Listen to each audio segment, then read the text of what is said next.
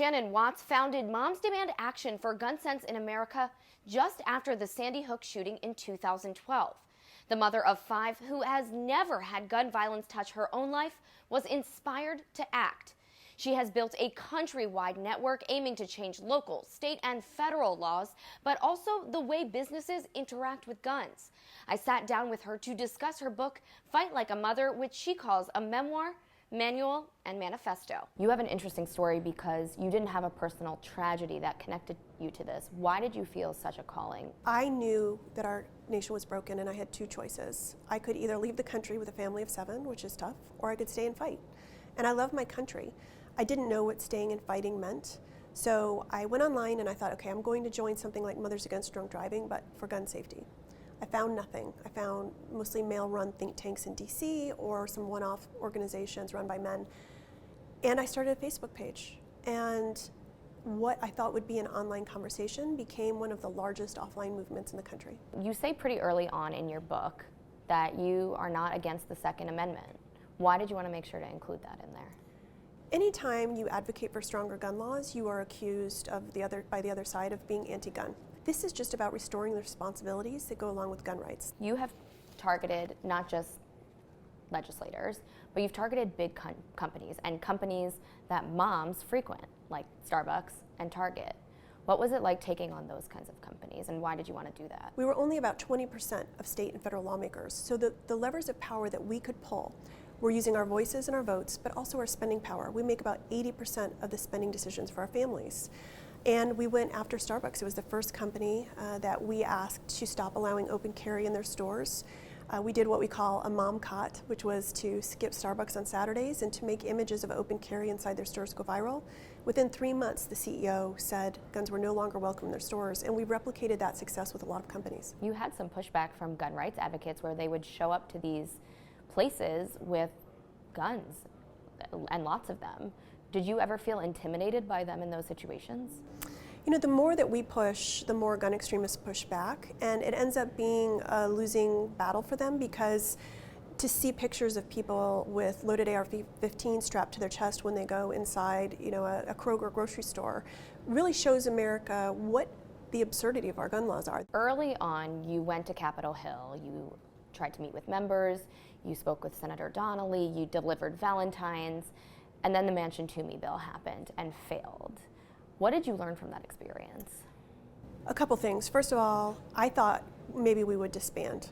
I thought we tried, it didn't work. But our Type A women and mom volunteers said, no, we're gonna pivot and start doing this work in the state houses and boardrooms where we live. So I learned that women are very strong and smart. But the other piece of it was that Senator Heidi Heitkamp from North Dakota, who's no longer a senator, she was the last person who voted against Manchin Toomey on the Democratic side to lose her job. She said she voted against it because she hadn't heard enough from our side. She'd heard a lot from the other side. And we just decided then and there that will never happen again.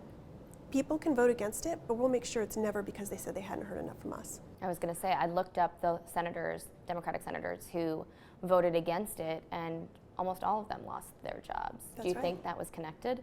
Well, it goes to show you that with friends like the NRA, who needs enemies? Because they voted thinking that they would have the support of the NRA. And in fact, the NRA then went in and invested in their opponents in almost every single case. So that was really an important lesson for lawmakers, which is you can do the right thing and keep your job. If you vote with the NRA, you won't necessarily have your job. You have gotten into it on Twitter with Dana Loesch quite a bit. She called you a ghoul once. She called me a tragedy dry humping whore. What have you learned from those interactions? She's a mom as well. It's not like you're going toe-to-toe with a man on this issue. Well, Dana Loesch is paid by the NRA to essentially sell guns, right? This is her full-time job. I'm a full-time volunteer, and my job is to protect my children and other people's children. A long time ago, she decided that she was going to spread misinformation. We often hear the only person who can stop a bad guy with a gun is a good guy with a gun. The good guy with the gun in Parkland was the officer, Scott Peterson. He's now been arrested on 11 counts. He's supposed to be the good guy in this kind of situation. What are your thoughts on this? Well, look, first of all, the victims' families all support his arrest and prosecution because they believe that he did not fulfill his duties in the job that he took on.